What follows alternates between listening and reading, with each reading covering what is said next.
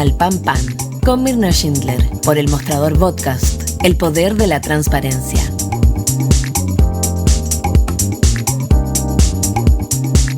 Con Copeuchi Inversiones alcancé la meta del pie para mi departamento. Y no soy experta en inversiones. Te presentamos Nuevo Copeuchi Inversiones, un sitio 100% digital para ayudarte a cumplir tus metas. Invierte en Copeuchi Inversiones desde 1,500 pesos, con bajos costos de administración que se acomodan a tu bolsillo. Es 100% digital, fácil de usar, te acompaña y tienes el completo control de tus fondos. Copeuchi.cl, el sitio donde todos pueden invertir. Infórmese de las características esenciales de la inversión en fondos, las que se encuentran contenidas en sus respectivos reglamentos internos. La rentabilidad o ganancia obtenida en el pasado por los fondos no garantiza que ellas se repitan en el futuro. Los valores de las cuotas de los fondos son variables. Matricúlate para estudiar un posgrado en la Universidad Central. Obtén tu magíster en 1 año y medio de duración con certificaciones intermedias de 3 diplomados.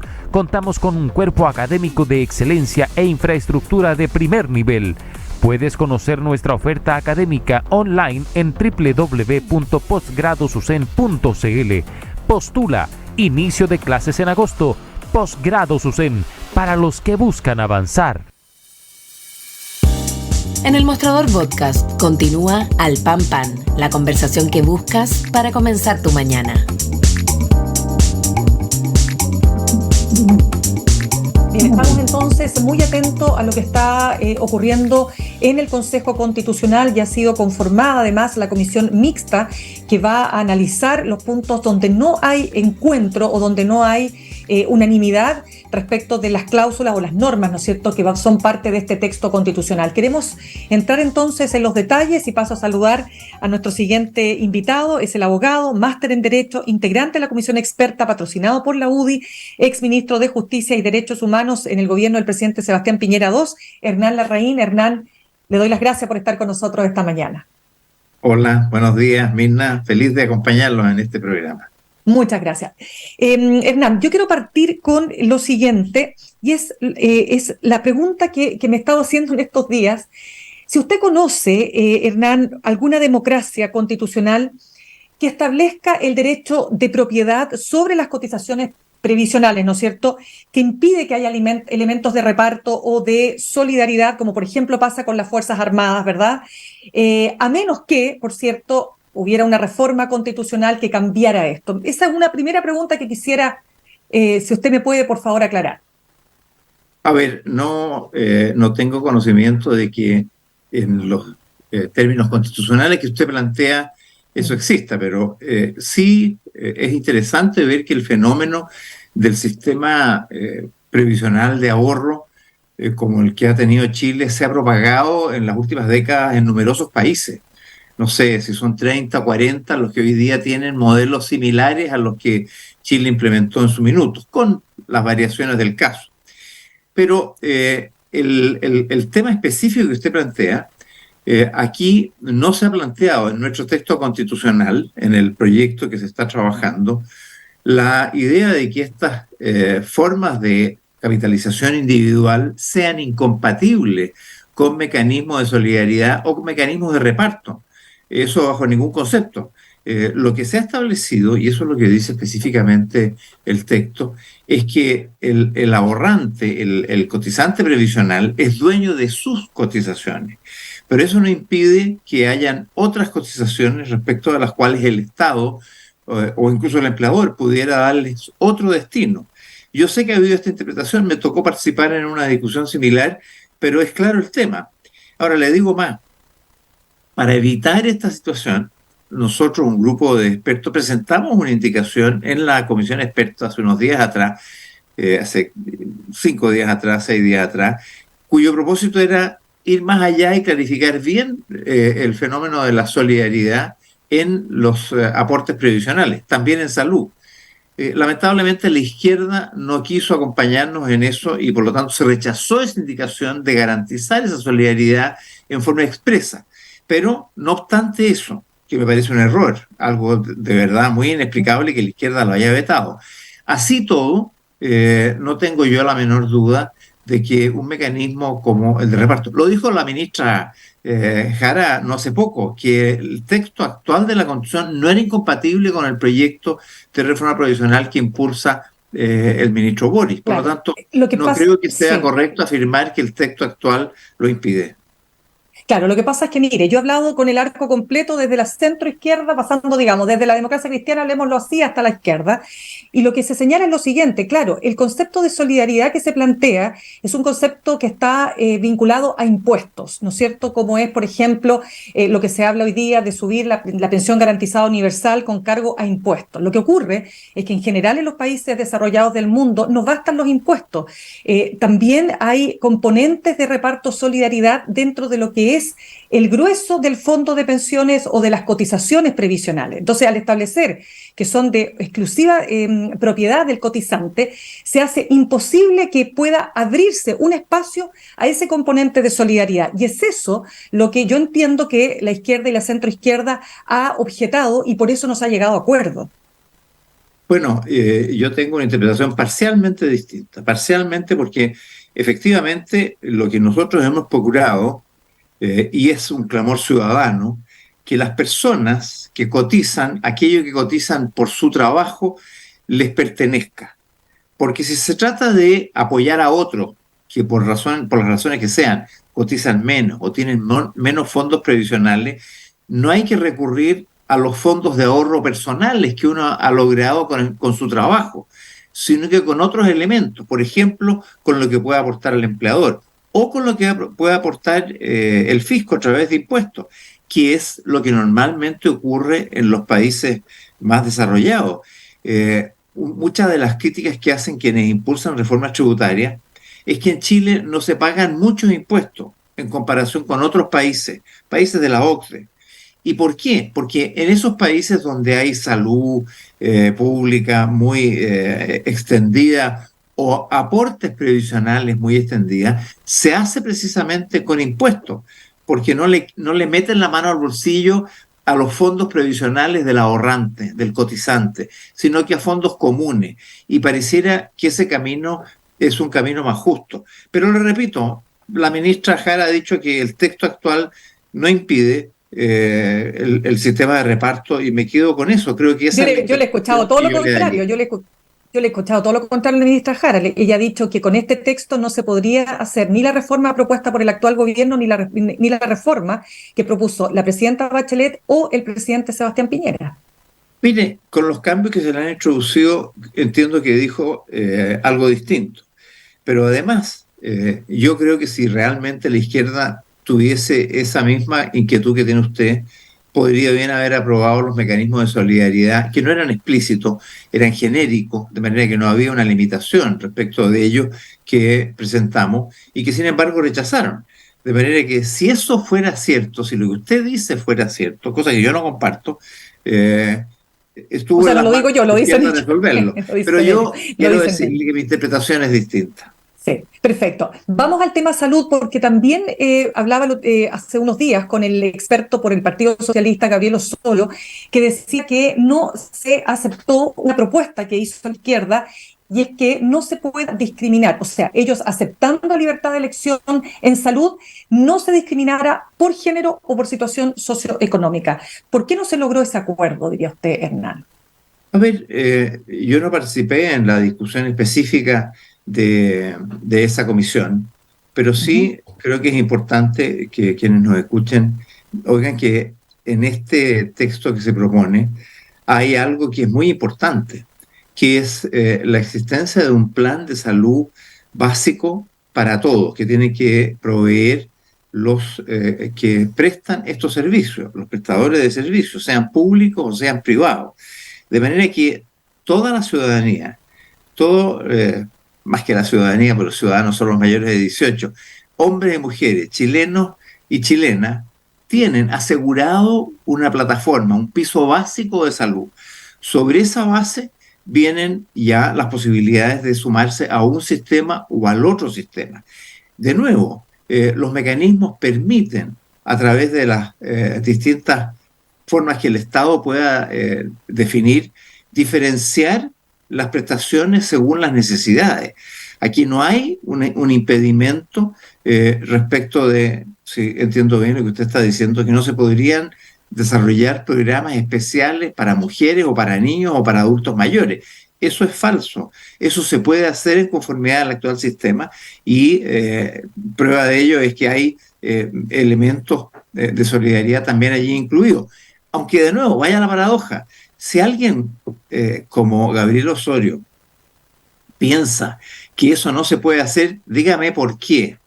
¿Por qué votó en contra de incorporar mecanismos de solidaridad cuando nosotros los propusimos? Es porque están incorporados. Y lo que nosotros queríamos era subrayar y darle más fuerza a ese concepto, a esa convicción que tenemos de que los servicios de salud deben ser solidarios, pero sin afectar de nuevo aquellas cotizaciones que hace el cotizante. Creemos que ahí es donde se ha producido la diferencia, claro. En que en las cotizaciones de las personas hay quienes creen que pueden utilizarlas para, a partir de ellas, entregárselas a terceros. Y nosotros creemos que las cotizaciones que uno hace son propias. Eso es lo que la ciudadanía entiende y eso es lo que la gente quiere. Hay muchas encuestas que así lo acreditan. Otra cosa es cómo introducirle elementos de solidaridad para aquellos que no pueden cotizar en forma suficiente o que no tienen el tiempo, los medios para hacerlo. Y en consecuencia, de ahí que hayan posibilidades de recurrir a otras fuentes solidarias para lograr ese objetivo, que en nuestro texto ciertamente se permiten, absolutamente. Claro, lo que pasa es que lo que dicen, no solo Gabriel Osorio, también he conversado con otros constitucionalistas fuera de la comisión de expertos, quiero decir, lo que señalan es que lo que se está proponiendo en materia de salud no cambia sustancialmente lo que existe hoy día. O sea, esa solidaridad, claro, va al Fondo Nacional de Salud o FONASA, que es lo que actualmente existe, ¿no es cierto? Pero no se logra avanzar en un sistema donde se incorpore una solidaridad efectiva para ampliar la cobertura de este derecho social y hacerlo mejor. Y le agrego otro punto, y perdone que me detenga aquí, Hernán, pero es que aquí está el escollo para lograr acuerdos.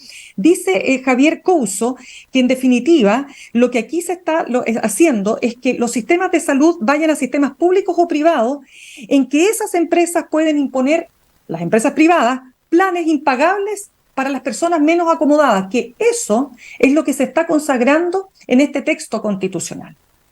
No, pero es que por eso que yo iniciaba la respuesta a esta pregunta sobre la salud, explicándole que esta Constitución contiene una innovación muy potente, que es lo que le deberá dar tranquilidad a todo el mundo, que es que va a haber un piso de salud, un programa básico de salud común para todos, de manera que las prestaciones de salud para cualquier persona, cualquiera sea su edad, condición, cualquiera que sea el lugar del territorio que habita en nuestro país, va a tener acceso a ese plan básico que le va a garantizar su atención fundamental. Y yo creo que eso es lo que debería tranquilizar a todas las personas. Esto es distinto, eso no existe hoy día. Esa es la mayor innovación, creo yo, respecto a lo actual. En lo otro efectivamente hay consideraciones similares a la forma como hoy día está estructurada los aseguradores, los prestadores de salud. Pero hay una innovación. Los chilenos hoy día tienen garantizado, si se aprueba este texto constitucional, un plan nacional de salud básica, universal, que le va a garantizar sus necesidades en esta materia. Creo que eso es algo realmente, yo no veo que se valorice, pero claro, lo considero fundamental porque da igual si usted tiene o no tiene muchos recursos. Ese plan básico, cualquiera que sea su condición, cualquiera que sea el lugar donde esté, si en el sector público o en el sector privado, lo va a tener garantizado. Claro, lo que se cuestiona, Hernán, para cerrar este punto, es que se fuerce a la elección en materia de salud, tanto de un sistema público como un sistema privado. Al punto de, señalan algunos, ¿no?, que esto sería, en otras palabras, constitucionalizar el sistema de ISAPRES. Pero es que eso no es así, eso es un eslogan, Mirna. A ver, ¿por qué? No se le fuerza a nadie. Si las personas van a poder elegir. Si no, que quede consignado, aquí, no, pero que quede consignado en la Constitución, que la persona puede elegir entre un sistema público y uno privado. Que la persona puede elegir no significa que se constitucionaliza una fórmula. Lo que quiere decir eso es que yo puedo elegir, usted puede elegir, cualquiera puede elegir estar en un sistema o en otro. Y eso a mí no me parece que sea malo. Eso yo creo que forma parte de lo que queremos para los chilenos, que puedan elegir y por lo tanto reclamar en contra de la opción no me parece que sea en sí mismo. Más todavía, y le insisto, cuando hay un piso común universal que garantiza las necesidades fundamentales de las personas, que de ahí Claro. arriba las personas pueden elegir. Hernán. Me parece que sea constitucionalizar, es como decir, oiga, con esto se constitucionalizó el FONASA. Claro, No, ni pero se ¿qué ha opina? constitucionalizado el FONASA, ni se ha constitucionalizado la ISAPRE. Se permiten prestadores privados, prestadores públicos, y seré yo, Claro. ciudadano chileno, ciudadana chilena, quien elija dónde quiero estar. Me Pero ¿qué parece que opina eso usted? es Claro, correcto. pero ¿qué opina usted cuando se señala que esa libertad de elección tiene una trampa? Y es que en Chile los que eligen son los que pueden pagar. Y la mayor parte de la población no elige su sistema de salud porque está obligada a tener que estar en el sistema público porque no le da, digamos, el dinero, los ingresos para poder pagar un plan de salud privado. Pero mire, es que por eso que vuelvo a la lógica que tiene el sistema, para evitar esa distorsión y que algunos tengan buenas acceso a la salud y otros tengan mal acceso a la salud, es que hay un piso común para todos. O sea, da lo mismo sus ingresos, da lo mismo que sea rico o pobre, usted tiene un piso básico garantizado. Y esa es una innovación que yo no veo por qué no se quiere reconocer ni aceptar. Y se está preocupado por lo que ocurre con el 20% de la población que tiene acceso hoy día a ISAPRE y no con el 80% a quien se le está garantizando un plan básico común muy importante. Y la situación económica, que es la que a mí me preocupa, es la que tenemos que buscar, porque la forma de que la gente tenga no solamente mejor salud, sino que también tenga mejor trabajo, que sus hijos puedan tener mejor educación, en fin, acceso a una vida más digna, a un trabajo de mayor calidad, tiene que ver con otras materias, como son las del fortalecimiento del desarrollo económico, de la prosperidad, del progreso. Y yo creo que el énfasis que pone este texto constitucional en esas líneas también complementa la inquietud que usted está manifestando. Porque no porque Perfecto. yo diga, ahora van a tener todos un acceso a la salud fantástico, se va a lograr, si es que no tenemos recursos para pagarlo. Entonces, hay que tener asegurarle a todos los chilenos y chilenas un buen piso de salud para que nadie pueda ser discriminado en la atención básica y fundamental que todos necesitan. Pero además, desarrollo económico, progreso, capacidad para que el país pueda volver a crecer y darle a la gente más recursos, de manera que así puedan satisfacer otras necesidades que las que el sector público les puede garantizar. Sí, Hernán, yo me he detenido en estos temas básicamente no por majadería, lo dejo claro, sino porque realmente aquí está, como le decía, el nudo del conflicto entre oficialismo bueno, básicamente entre izquierda o las izquierdas y las derechas. Quiero entrar en el otro tema. Esa es una opinión personal, yo no Sí, comparto no, pero esa es que, idea, pero en fin, está no, pero es bien, que es lo que, respeto su claro, pero es que, posición. no, lo que pasa es que es lo que se ve todos los días en la discusión. Pero mire, vamos a otro tema que tiene que ver con el famoso asunto de la ley protege la vida del quien está por nacer, que en una columna de opinión el abogado y jurista Lucas Sierra decía que no se puede ver esa norma, que no tuvo ninguna modificación, digamos, en el comité de expertos, separada de aquella que señala que todo niño es aquel que tiene menos de 18 años y que ambas normas en un momento determinado pueden ser fundamentales para establecer que el aborto en 3 causales es inconstitucional. Entonces, le pregunto, ¿cómo ve usted esa discusión?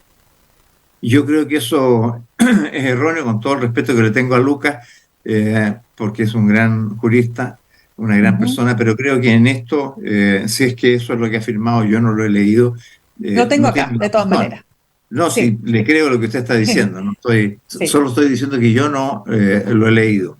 Solo quiero decir, primero, que de nuevo, para evitar dudas respecto de cuál es el alcance que tiene el texto constitucional en materia de derecho a la vida, nosotros presentamos en la comisión experta un texto cuyo propósito era cambiar lo que hoy día está, lo que quedó finalmente, la ley protege la vida de quien está por nacer, por uno que diga, lo mismo que dice el texto vigente, que la ley protege la vida del que está por nacer. Esa propuesta que nosotros hicimos y que yo, por cierto, voté favorablemente para no cambiar el estatus respecto de la ley de aborto en 3 causales, esa propuesta fue rechazada porque no tuvo voto de la izquierda, solo un voto de la izquierda. De manera que aquí hay de nuevo una paradoja. Reclaman en contra de este texto porque pareciera que esto puede borrar y eliminar el proyecto de la ley de aborto de 3 causales, y sin embargo, cuando tienen la oportunidad de corregirlo, no lo hacen. Yo creo que la opinión pública debe preguntarse por qué. Lo mismo que pasaba en salud. Reclaman de algo, pero cuando tienen la oportunidad de cambiarlo, no lo hacen. Pero quiero agregar otro argumento. Esto que usted señala de la norma del sujeto, que el niño es todo ser humano menor de 18 años. Exacto. No está inventado por este texto constitucional. Eso forma parte del artículo 1 de la Convención de Derechos del Niño. En el artículo 1 dice exactamente eso, que niño es todo ser humano menor de 18 años. Y por lo tanto es ley vigente en Chile desde el año, me parece, 1989, cuando Chile suscribió la convención, y está ratificada y está vigente. En consecuencia, cuando se propone la ley de aborto en 3 causales, está vigente esa norma y no fue impedimento para que la ley de aborto en 3 causales fuera aprobada. Quiero decirle que yo no soy partidario, ni fui partidario de la ley de aborto en 3 causales, pero lo que he intentado hacer es que en este proceso constitucional, esa ley y la ratificación favorable posterior de esa ley que hizo el Tribunal Constitucional no se cambie por secretaría, por así decirlo, porque cambia el texto constitucional. Y en ese sentido he estado trabajando para que se logre eso. Así todo, hay quienes dicen que, como Carlos Peña, como Hernán Corral, abogados de distintas posiciones, que el quién tampoco sería suficiente para modificar la ley de aborto en 3 causales. Eso es una cuestión de interpretación. Pero para evitarla, esas interpretaciones jurídicas y que quede la incertidumbre, es que presentamos esta indicación. Porque los argumentos que se han dado respecto del sujeto menor de 18 años no es un argumento válido, ya que es ley vigente en Chile antes de que se aprobara la ley de aborto en 3 causales. Y si fuera cierto el argumento, no se podría haber aprobado entonces. Entonces, usted dice que no va a afectar completamente esa interpretación. O sea, ok, entonces para cerrarlo, porque quiero pasar a otra pregunta porque ya se nos acaba el tiempo. ¿Esto para usted no afectaría entonces la ley actual de aborto en 3 causales? El hecho de que diga que niño es un sujeto o ser humano menor de 18 años no empece, ni toca, ni afecta a la ley de aborto en 3 causales. Eso en forma definitiva, porque repito, se dictó la ley de aborto en 3 causales con esa norma vigente. Es un tratado internacional que se aplica en Chile con preeminencia por sobre la ley desde hace 40 años, 30 años. Sí, pues. Oiga, Hernán, como se nos va acabando el tiempo, ¿sabe?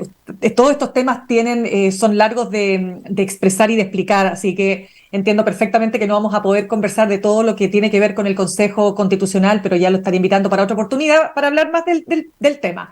Pero no quiero dejar pasar el hecho de que usted era ministro bajo el gobierno del presidente Sebastián Piñera cuando ocurre el estallido social. Hoy se cumplen 4 años. Quiero saber qué reflexión hace usted de lo vivido, de lo que generó este estallido social y todo lo que ha significado finalmente este mismo proceso constitucional, que no es sino el resultado del acuerdo del 15 de noviembre de ese mismo año. Bueno, sin lugar a dudas que ese fue un hecho social muy impactante. Efectivamente, me tocó vivirlo como ministro y sufrirlo como ciudadano, porque ver la violencia desatada por las calles, la destrucción de la propiedad pública, de la propiedad privada, de iglesias, de hospitales, de museos, como el Museo de Violeta Parra, no sé, de propiedades de personas que tenían su modesto hotelito, en fin, situaciones muy... Realmente recordarlo me da una lástima profunda. Yo ciertamente no estoy ciego a las dificultades socioeconómicas que pueden haberse estado viviendo en algún sentido, porque no obstante el enorme crecimiento que se había producido en Chile en las décadas anteriores, ese crecimiento que había levantado el nivel y había reducido la pobreza, no sé, de más del 50% a un 10% en cifras gruesas, y que se notaba en la calidad de vida de la gente, generaba otras diferencias, otras situaciones que no habían sido, por así decirlo, oídas por el mundo político. No lo habíamos oído quienes teníamos en distintas condiciones, con posiciones de autoridad. Y eso, en algún minuto dado, hizo explosión. Pero lo que no es aceptable, lo que nosotros jamás podemos aceptar, es que la violencia se instale, se gatille. Y peor todavía, que la legitimemos o que la toleremos en forma hipócrita. Como diciendo, sí, no está bien la violencia, pero usted sabe, aquí es muy grave lo que ha pasado. Bueno, yo creo que fue una situación muy compleja que se sobrepasó las capacidades policiales, que generó situaciones en esa reacción policial a veces que fueron más allá de lo que algún policía debe hacer, saltándose las reglas del uso de la fuerza y probablemente cometiendo más de algún ilícito en esa conducta. Pero más allá de casos específicos que uno reprocha, aquí hubo una situación de alteración del orden público con grave daño para el país, porque quienes querían cambiar la situación recurrieron al camino que nunca hay que utilizar para cambiar los hechos, que es la violencia. Creo yo que eso nos ha causado un profundo daño. Espero yo. Sí, pero usted diría, Hernán, que la clase política supo hacerse cargo, después de 4 años, de todo lo que usted está describiendo que ocurrió, ¿no es cierto?, tras el estallido social. Bueno, yo creo que se hicieron múltiples esfuerzos en ese sentido. Desde el propio gobierno del presidente Piñera, a través de múltiples iniciativas sociales, desde toda una legislación tendiente precisamente a revisar la forma como deben actuar las policías, que han sido muy profundas en las reformas que se han incorporado ya al reglamento del uso de la fuerza y a la forma de actuar de las policías. Legislación parte de la cual ya está aprobada y otra que está en camino de aprobarse. Creo que, claro, nos vino después la pandemia y eso generó una situación que agravó la condición socioeconómica del país por razones ajenas al estallido social o a las políticas públicas nuestras. Y eso hizo más difícil el que el país pudiera retornar o recuperar un camino al desarrollo. Pero pienso que el intento que se ha hecho fundamentalmente a través del acuerdo, el acuerdo por Chile que buscaba la paz y un nuevo orden público, un nuevo orden constitucional, ha intentado seguir el camino, el que en parte fracasó porque la convención que fue elegida para hacer la primera respuesta que hubo respecto a un nuevo orden constitucional cayó en la desmesura, cayó en el extremismo y logró el rechazo generalizado de los chilenos con más de un 60% en una elección realmente que a mí me sorprendió por la dimensión que tuvo del rechazo. Y así todo, cuando muchos querían que entonces ya demos por cerrada esta página, no va por ahí la solución, se insistió en un camino porque yo creo que la crisis que aún tiene Chile es muy profunda y que esta requiere, entre otras materias, un orden político nuevo en donde los gobiernos puedan gobernar. Yo por eso que le decía, en el texto constitucional a mí me parece que uno de los esfuerzos importantes que se ha hecho es por recuperar la gobernabilidad, que fue construido transversalmente. Y creo yo que ahí, si estuviera vigente ese texto, el propio gobierno del presidente Boric podría hacer mejor su trabajo que el que está haciendo o que el que pudo hacer el presidente Piñera o la propia presidenta Bachelet, porque aquí Chile se convirtió en algo ingobernable.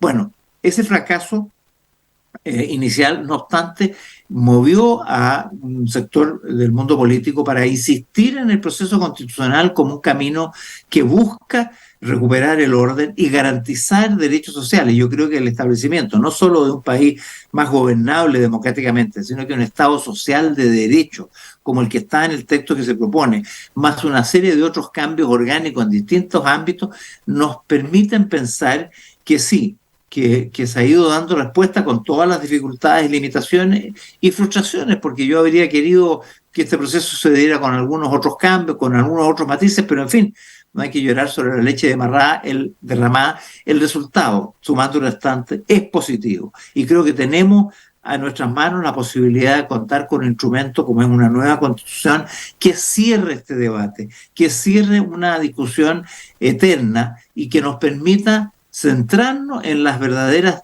demandas sociales de los chilenos, que no son solamente de mayor seguridad, sino que también de mayor prosperidad, trabajo, un trabajo decente, acceso a servicios sociales adecuados, buena educación, seguridad previsional, acompañamiento al adulto mayor, en fin. Creo yo que si nosotros cerramos este debate y la clase política se compromete con entrar en una etapa diferente, pienso que Chile se reencausa por el camino que perdió hace 4 años y que le ha costado mucho encontrar. Bien, pues Hernán Larraín, quiero darle las gracias por haber estado con nosotros esta mañana y lo dejo súper invitado ya cuando estemos más cerca del plebiscito, ¿le parece? Muy bien, pues Mirna, a sus órdenes. Que esté muy bien, cuídese mucho y que tenga buen día. Gracias. Saludamos a nuestros auspiciadores. Copeuchi Inversiones te ayuda a cumplir tus metas desde 1.500 pesos y con una comisión que se acomoda a tu bolsillo. 100% digital, fácil de usar, te acompaña y con el completo control de tus fondos. Copeuch.cl, el sitio donde todos pueden invertir. Y Universidad Central, 40 años formando personas. Ven a vivir la experiencia USEN. Para los que buscan avanzar, posgrados USEN, acreditada y adscrita a gratuidad. Conoce más en posgradosusen.cl. Me despido, estoy un poquito atrasada, le pido a la Fran Castillo que me perdone.